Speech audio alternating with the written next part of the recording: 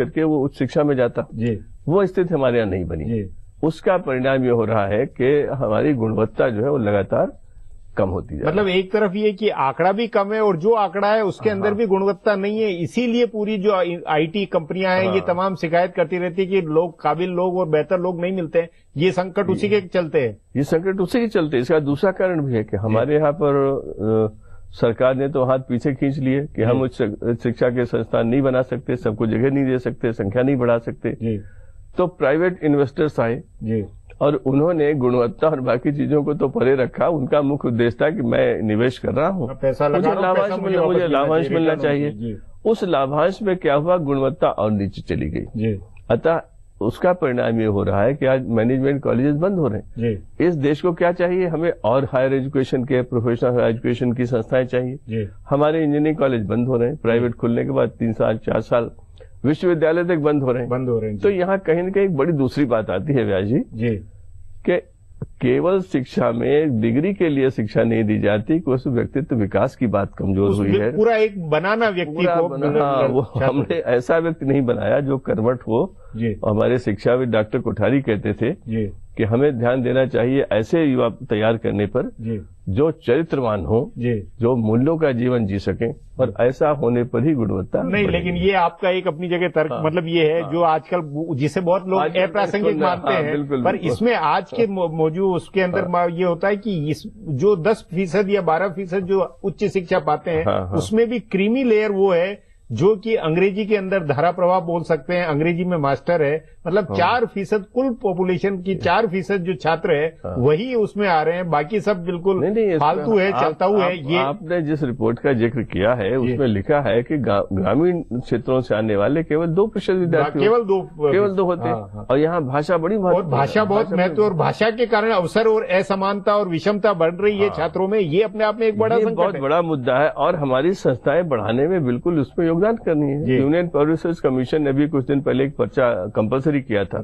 बहुत विरोध हुआ तो उन्होंने कुछ परिवर्तन किया, मगर वो हमारी मानसिकता का द्योतक है। हमारी मानसिकता अभी भी यही है कि अंग्रेजी सबसे पहले, जबकि अन्य देशों में मातृभाषा में पढ़िए, उसका व्यक्तित्व विकास होगा, उसके देश से जुड़ेगा, अंग्रेजी दूसरी भाषा के रूप में पढ़ लेगा।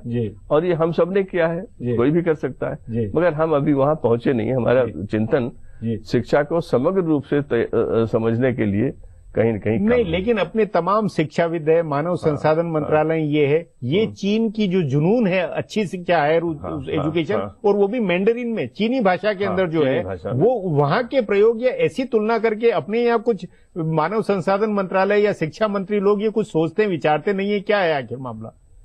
हमारे मानव संसाधन विकास मंत्रालय में तो मैं काम कर चुका हूं, मैं वहां के बारे में क्या कहूं कैसे काम होता है। कुल मिलाकर के हमने जो परिवर्तन किए हैं उसमें कहीं न कहीं जाने अनजाने एक वर्ग विशेष की तरफ ही हमारा ध्यान रहता है। जब हम स्कूलों की बात करते हैं तो हमारे मन में दिल्ली के जो बड़े एलिट स्कूल है उन्हीं को ध्यान में रख के हम सारी चीज बनाते हैं। हम ये नहीं कहते कि कोरापुट के प्राइमरी स्कूल में मेरी इस योजना का क्या स्वरूप होगा, वहां दिक्कत आ जाती है और इसीलिए हमारे यहाँ ये जो है अव्यवस्था बन जाती है, गुणवत्ता कम हो जाती है। लेकिन आपके अनुसार किसी को इस दशा की, इस हकीकत की चिंता नहीं है अपने नीति निर्धारकों? उसका मेरा बहुत दृढ़ विश्वास है। चिंता इसलिए नहीं है कि जो नीति बनाता है और जो नीति क्रियान्वित करता है उसके बच्चों को कहीं कोई असुविधा नहीं है। वो बड़े अच्छे अच्छे पढ़े लिखे में वो तो उस मतलब वो विषमता का शिकार नहीं है, उसको तो अच्छी वो क्रीमी लेयर में जाना ही है। वो तो अपनी उसके बच्चों की शिक्षा ठीक हो रही।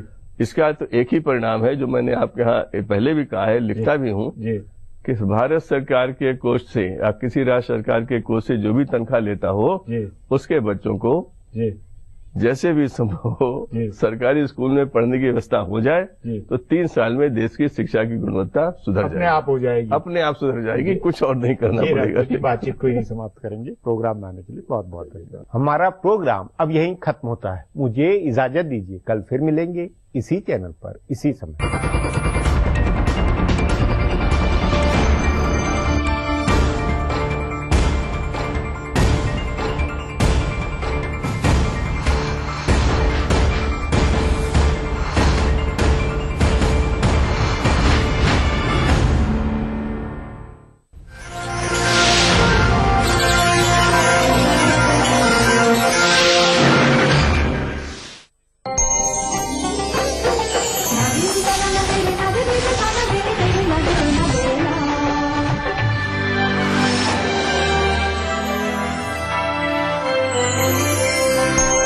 मुसलमानों के हालात हैं वो कई जगह शेड्यूल कास्ट और शेड्यूल ट्राइब से भी गए गुजरे हैं।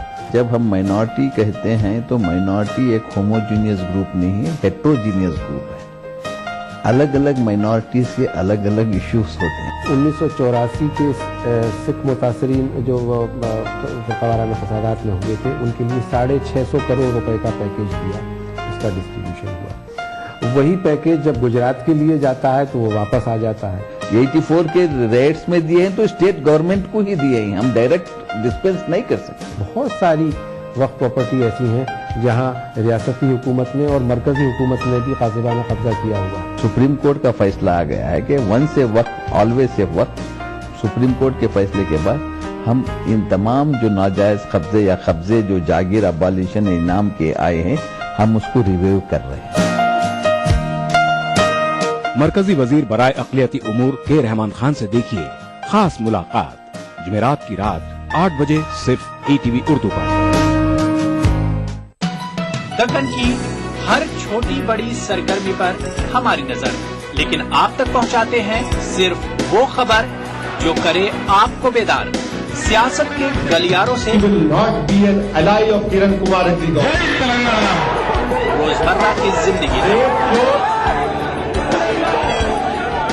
दक्कन के गोशे गोशे से आप तक खबरें पहुंचाता दक्कननामा, रोजाना शाम 6:30 बजे।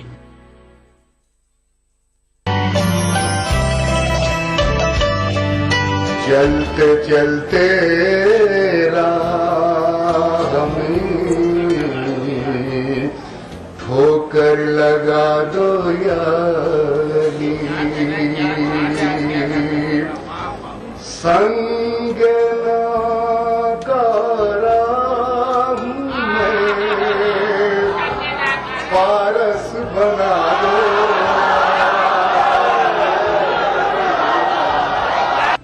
मेरे मौला ने बिन मांगे मुझे हर शय अता कर दी। मेरे मौला ने बिन मांगे मुझे हर शय अता कर दी। फकत इतना हुआ था मैं गमे शब्बीर ले आया।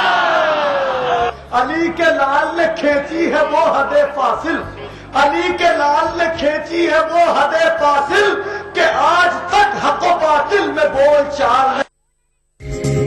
ETV उर्दू पर अगला प्रोग्राम।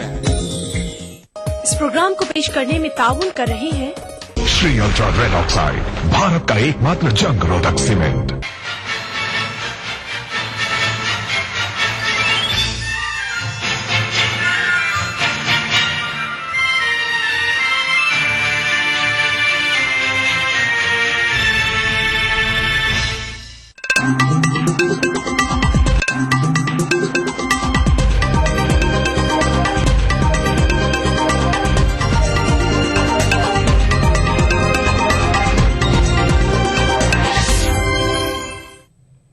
नाज़रीन आदाब, ETV उर्दू न्यूज में आपका खैर मकदम है। आप देख रहे हैं खबरनामा, मैं हूं सैयद अहमद जिलानी। पहले नजर सुर्खियों पर। विनोद कुमार बिन्नी ने केजरीवाल को करार दिया मौका परस्त। आम आदमी पार्टी पर उसूलों से भटकने का लगाया इल्जाम। दिल्ली के वजीर कानून की बात नहीं सुन रही है दिल्ली पुलिस। गैर कानूनी काम की रोकथाम पर निकले सोमनाथ भारती से पुलिस की नोकझोंक। राहुल को वज़ारत उज़्मा का उम्मीदवार बनाया जाए या वर्किंग प्रेसिडेंट, कांग्रेस कर रही है गौर। CWC की मीटिंग में आज लिया जा सकता है कोई फैसला। और नई दिल्ली में अफगानिस्तान पर आलमी कॉन्फ्रेंस, जंगज़दा मुल्क के सियासी इस्तेहकाम व दीगर मसाइल पर गौर।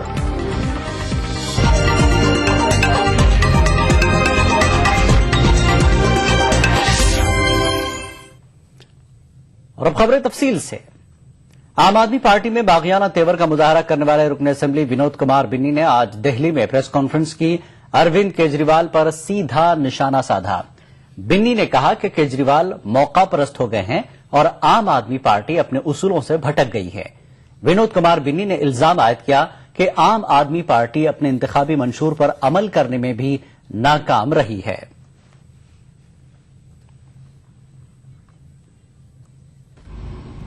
बिजली में हमने सीधा सीधा हर मंच पे एक बात कही थी। मैंने भी कहा, अरविंद भाई ने भी कहा, जितने प्रवक्ता थे उन सब लोगों ने कहा कि बिजली के हम 50% दाम सीधे सीधे कम करेंगे। उसमें कहीं भी कोई कंडीशन नहीं थी, उस दिन कोई शर्त नहीं थी। उसमें सीधा सीधा बोला गया था किसी को 1 लाख बिल होगा तो 50,000 होगा, किसी का अगर 50,000 बिल होगा तो 25,000 होगा, लेकिन बहुत चतुराई से चंद लोगों को फायदा पहुंचाने के लिए सरकार ने बहुत जल्दी में 400 वाली यूनिट वाली एक स्कीम बनाई और सब्सिडी देके अपनी पीठ थप्पड़े शुरू कर दी। ये बहुत शर्मनाक चीजें हैं। मुझे बहुत दुख भी होता है कहते हुए कि ये लोग जब ये कहते हैं कि भाई मैं पद का लालची हूं, मुझे लोकसभा टिकट चाहिए, मुझे विधानसभा टिकट चाहिए, ये बहुत शर्मनाक बातें हैं। इस्तीफा मैं बिल्कुल नहीं दूंगा। मैं सरकार के अंदर रहते हुए, पार्टी के अंदर रहते हुए, जब पार्टी अपने पद से, अपने विचारों से, अपने मुद्दों से भटकेगी तो मैं पार्टी के खिलाफ हमेशा विरोध करूंगा। पार्टी अगर निकालेगी तो फिर भी मैं पार्टी के मुद्दों पे हमेशा समर्थन करूंगा जो मुद्दे जनता के हित में है। अरविंद भाई अगर इस सरकार को चलाने में अपने आप को विफल महसूस करते हैं और अपने वादे, दिए हुए वादे पूरे नहीं करते तो उनको तुरंत रिजाइन कर देना। बीजेपी ने आम आदमी पार्टी में बगावत पर चुटकी ली है। पार्टी लीडर मुख्तार अब्बास नकवी का कहना है कि बड़े बड़े दावे करना और उस पर अमल करके दिखाना दो अलग अलग चीजें हैं। उन्होंने जो कुछ कहा उस पर हमारी दिल्ली स्टेट यूनिट जो कुछ कहना होगा कहेगी, लेकिन इतना बहुत साफ दिखाई पड़ रहा है कि झूठ के झाड़ से झाड़ू का झुंझुना बहुत दिन नहीं चलता। अब जिस तरह से झूठ के झाड़ से वो झाड़ू का झुंझुना बजा करके लोगों को गुमराह कर रहे थे, लोगों को बेवकूफ बना रहे थे, सपनों के सौदागर बन के आए, वो एक के बाद एक कलई खुल रही है। इसलिए जो है वो सच्चाई छुप नहीं सकती कभी झूठे वसूलों से, कि खुशबू आ नहीं सकती कभी कांग्रेसी फूलों से।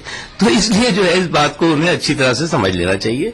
इसलिए आगे आगे देखिए कि होता है क्या, जो लोग जो है हिट एंड रन की पॉलिसी के साथ अब तक आए, आरोप लगाओ और भागो, झूठ बोलो और भागो, वो सारी चीजें एक के बाद एक खुद उनके लिए जो है वो भारी पड़ रही है।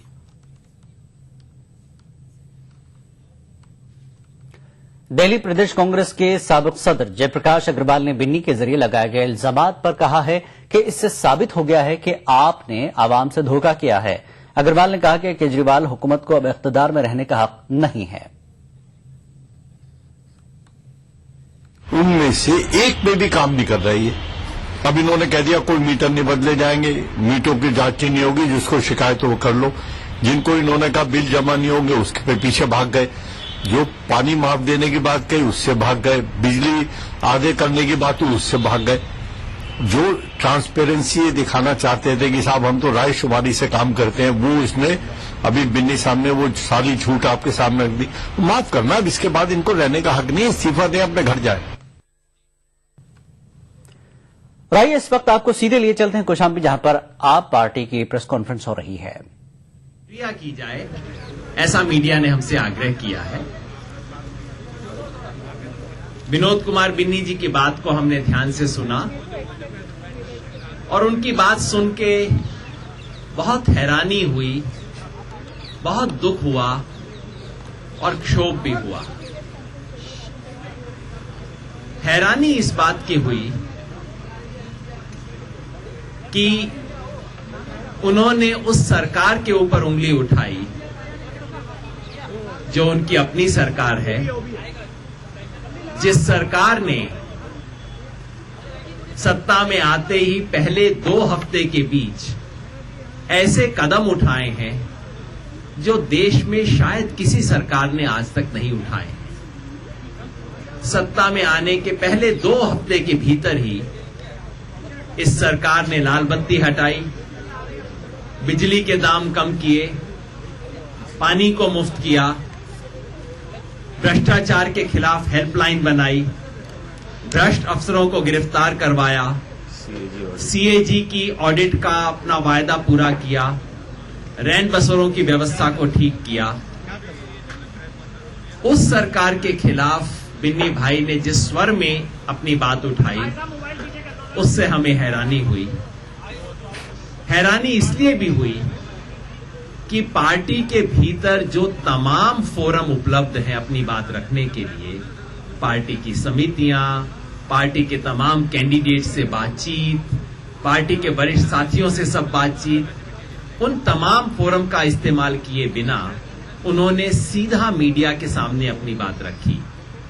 जैसा कि आप जानते हैं, परसों 14 तारीख शाम को एक मीटिंग हुई थी जिसमें आम आदमी पार्टी के सभी एमएलए और तमाम अन्य कैंडिडेट उपस्थित थे, जहां दिल्ली सरकार के कार्रवाई के बारे में सामान्य चर्चा हुई। जो सुझाव थे इससे मांगे गए।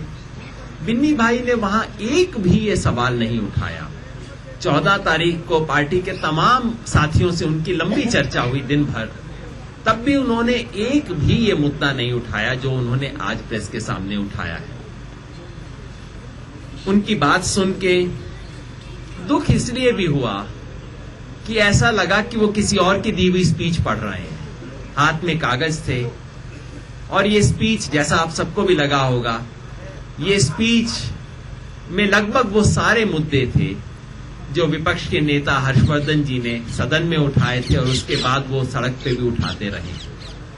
हमारे अपने साथी एक दी हुई स्पीच को पढ़ें या उसके मुद्दों को रखें, वही सारे मुद्दों को, ये देख के बहुत दुख हुआ। सरकार के अलावा उन्होंने आम आदमी पार्टी में जो उम्मीदवारों के चयन की प्रक्रिया थी उस पर भी सवाल उठाया। ये सुनकर भी दुख हुआ, क्योंकि बिन्नी भाई तो स्वयं उस चयन प्रक्रिया के हर कदम पर अंग थे। बिन्नी भाई दिल्ली में उम्मीदवारों के चयन में स्क्रीनिंग कमेटी के सदस्य थे और उसके बाद जो डीसीजी ग्रुप था, जहां सारे उम्मीदवारों का नाम आ रहा था, वहां पर भी दिल्ली इलेक्शन कोऑर्डिनेशन ग्रुप जो था, जिसमें दिल्ली के कैंपेन के बारे में, उम्मीदवारों के बारे में तमाम चर्चा होती थी, तमाम निर्णय होते थे, उस प्रत्येक निर्णय की हर मीटिंग में बिन्नी भाई स्वयं मौजूद थे। अगर कुछ इतना गलत हो रहा था जिसका उन्होंने आज जिक्र किया है, तो क्या उनकी जिम्मेवारी नहीं बनती थी कि देश को आगाह करें इन चीजों के बारे में? चुनाव से पहले ये बातें कहें, चुनाव के अगले दिन ये बातें कहें।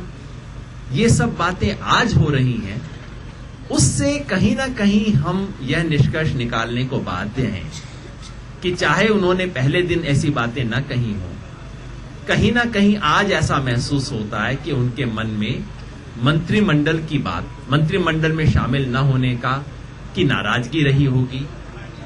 लोकसभा चुनाव की टिकट की जो उनकी दावेदारी थी पूर्वी दिल्ली लोकसभा क्षेत्र से, उस दावेदारी को स्वीकार न करने की संभावना को लेकर उनके मन में कोई नाराजगी हो।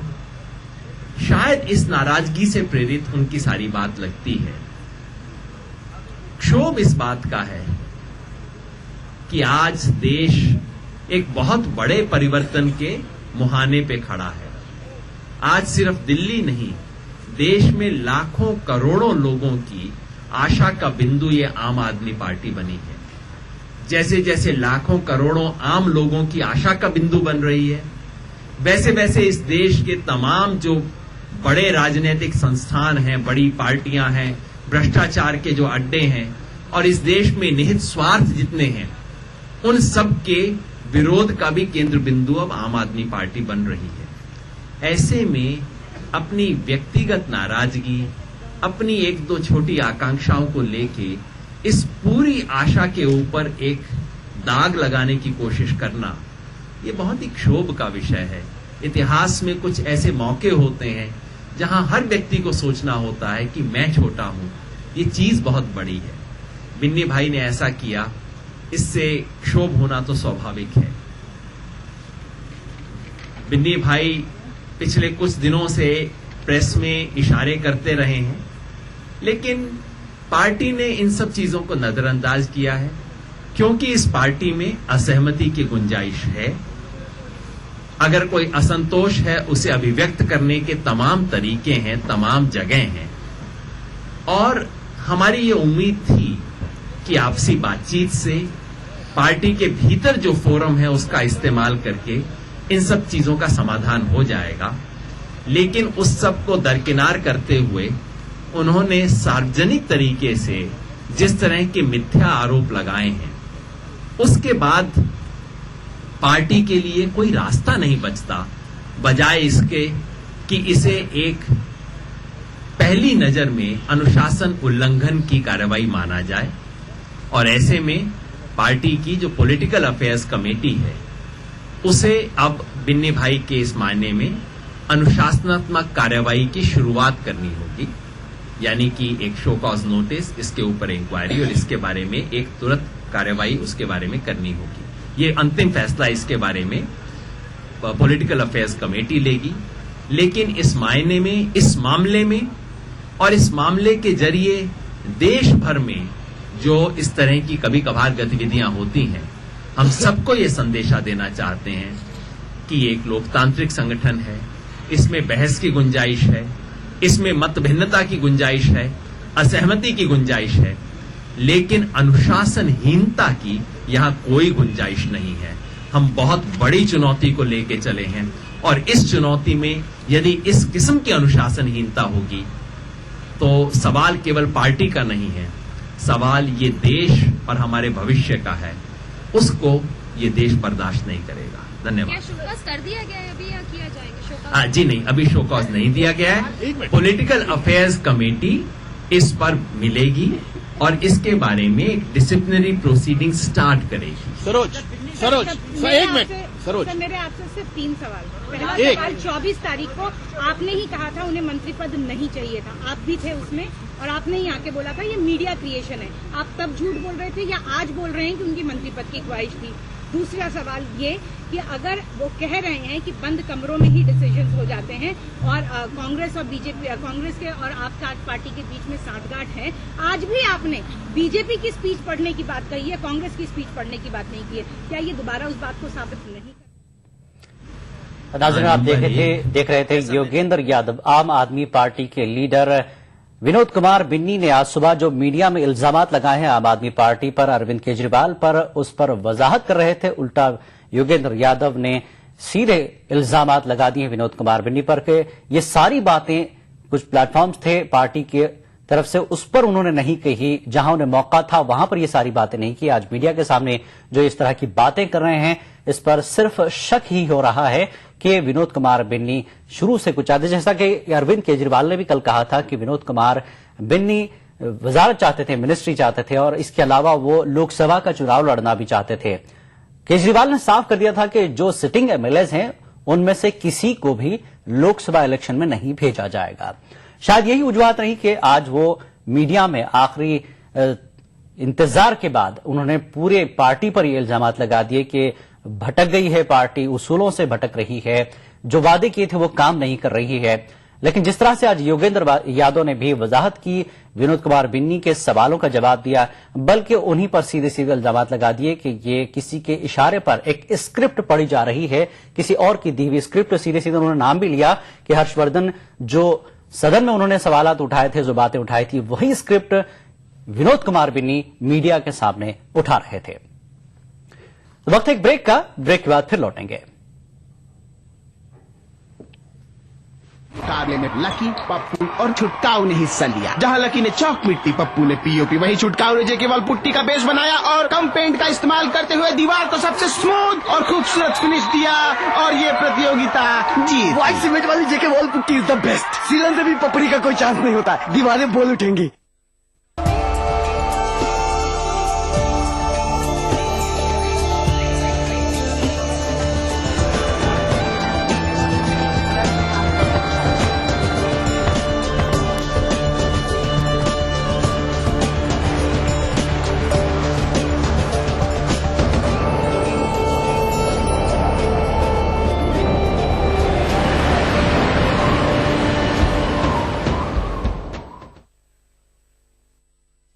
What? You want me to wait for another 40 minutes? I don't believe you. No, forget it. Boyfriend wait करा रहा है। She, man, I tell you. अब आप 40 मिनट्स के लिए क्या करेंगी? No idea. Get idea. Idea internet अपनाएं। चैट, अपलोड, सर्च और सर्फ करें अब 90% कम दर पे। चलो बेटा, रास्ते में एटीएम पे रोक लेना। रुक यहाँ? मैं 2 मिनट में आया। ये एटीएम कहाँ गया? भाई साहब, यहाँ पे एक एटीएम हुआ करता था। भाई साहब, एटीएम यहाँ से 5 किलोमीटर दूर है। 5 किलोमीटर? पता नहीं क्या चक्कर है। चल बेटा, तेरी माँ को फोन लगाता हूँ, पता तो लगाऊं तेरी मौसी की फ्लाइट कितने बजे की। जी। अरे पेजर, मोबाइल कहाँ गया? मोबाइल फ्लाईओवर ले ले, जल्दी कर।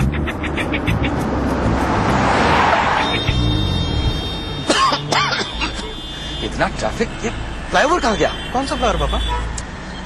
चल मेट्रो लेते। अरे ये मेट्रो कहाँ गई? मेट्रो चलो। अरे भाई साहब यहाँ पे एक एयरपोर्ट होता था, एयरपोर्ट। बावड़ा हो गया क्या था वो? एयरपोर्ट यहाँ? पापा को हो क्या गया है? अरे यार हेलो सुनो, वो नया वाला एयरपोर्ट तो यहाँ पे है ही नहीं।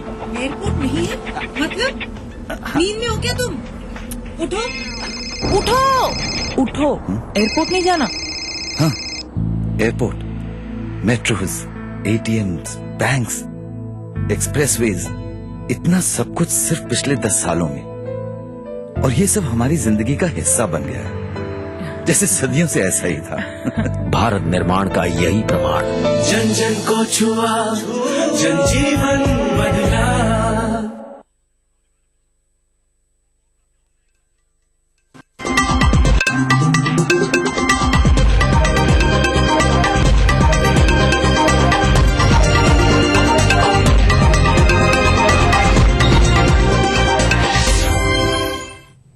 खबरनामे में एक बार फिर आपका खैर मकदम है।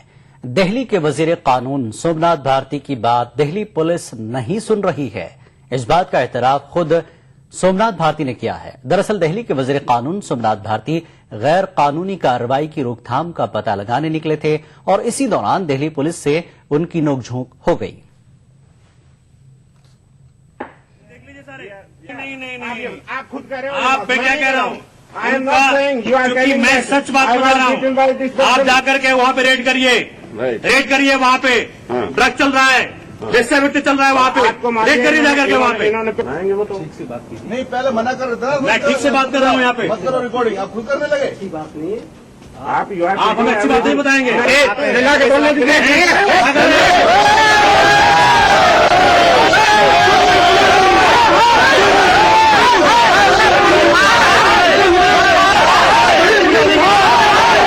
विजय पाल जो एसएचओ हैं यहाँ के, अपने सारे पुलिसकर्मियों को लेके जा रहे हैं। हमने कहा साहब रेड करवाइए, पुलिस के पास सर्च की राइट है, यहाँ पे प्रोस्टिट्यूशन का धंधा चल रहा है। वो लड़की एक हमने कस्टमर भेजा, वो 10,000 में तैयार हो गई। ये सब हो रहा है पुलिस के नाक के नीचे, साथ में ड्रग ट्रैफिकिंग हो रही है। पुलिस ने एक्शन लेने से रिफ्यूज कर दिया। पुलिस की कार्रवाई निराशाजनक रही। निराशाजनक नहीं, बिल्कुल ही नाकामीपूर्ण रही। मैं तो दिल्ली कानून मंत्री होने के बावजूद भी ये कह रहा हूं कि मेरी बात नहीं सुन रही है, जनता की क्या बात सुनेंगे, ये समझ लीजिए। राहुल गांधी को वजारत उज़्मा का उम्मीदवार बनाया जाए या पार्टी का वर्किंग प्रेसिडेंट, इस पर कांग्रेस गौर कर रही है। इस दौरान आज कांग्रेस वर्किंग कमेटी की मीटिंग है। इस मीटिंग में एआईसीसी में ज़ेर गौर आने वाले एजेंडे को हतमी रूप दिया जाएगा। बुध के रोज पार्टी कोर कमेटी की मीटिंग हुई थी। राहुल गांधी बड़ी जिम्मेदारी उठाने के लिए तैयार हैं। अपनी इस ख्वाहिश का इजहार वो गुज़िश्ता दिनों कर भी चुके हैं। एआईसीसी की मीटिंग से ऐन कबल राहुल के इस बयान से इन कयास आराइयों को तक़वियत मिली है कि उनके नाम का ऐलान पार्टी वज़ारत उज़्मा के उम्मीदवार के तौर पर कर सकती है। वज़ारत उज़्मा की उम्मीदवारी के कयास आराइयों के बरक्स ऐसा माना जा रहा है कि राहुल गांधी के नाम का ऐलान नहीं भी किया जा सकता है। जराये के मुताबिक पार्टी में एक धड़े की ये सोच है कि राहुल के नाम का ऐलान करना रिस्की हो सकता है, क्योंकि पार्टी के सामने चैलेंजेस बहुत हैं और तवक्को के मुताबिक नतायज बरामद न होने पर राहुल को तनकीदों का सामना करना पड़ सकता है। वज़ारत उज़्मा के उम्मीदवार का ऐलान न करने के हक में धड़े की दलील ये है कि पार्टी में इंतखाबात से कबल वज़ारत उज़्मा के उम्मीदवार के नाम का ऐलान न करने की रिवायत रही है। सिर्फ 2009 आम इंतखाबात से कबल ही कांग्रेस ने अपने उम्मीदवार के नाम का ऐलान किया था। लिहाजा एआईसीसी की मीटिंग से पहले पार्टी राहुल गांधी को जिम्मेदारी देने के हवाले से दीगर मुतबादिल पर गौर कर रही है। जराये के मुताबिक राहुल गांधी को वर्किंग प्रेसिडेंट बनाने पर भी गौर किया जा रहा है। इन कयास आराइयों के दरमियान राहुल ने बुध के रोज पार्टी की कोर कमेटी की मीटिंग में शिरकत की। आज पार्टी की वर्किंग कमेटी की मीटिंग है